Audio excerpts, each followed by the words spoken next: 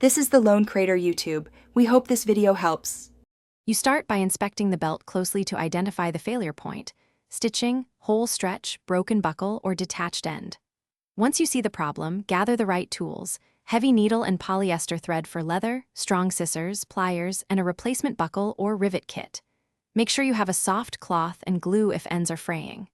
Begin by cleaning and laying the belt flat.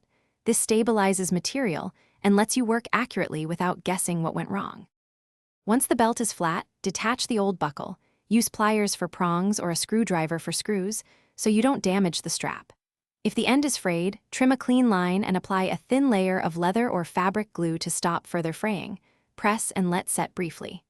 Next, fold the end over the buckle's bar and either sew multiple tight stitches or install rivets for a permanent hold. Make sure the buckle sits straight and test movement before moving on. To finish, address stretched or missing holes by marking the correct placement with the belt on, then punch a clean hole using an awl or leather punch. If holes are shredded, insert a small washer or reinforce with stitching around the hole to prevent further wear. For long damaged sections, add a stitched patch strip and glue beneath for strength. Test the belt on you or the wearer and move the buckle through each hole. If it shifts, tighten stitches or add an extra rivet. Thanks for watching. Consider subscribing if we helped you.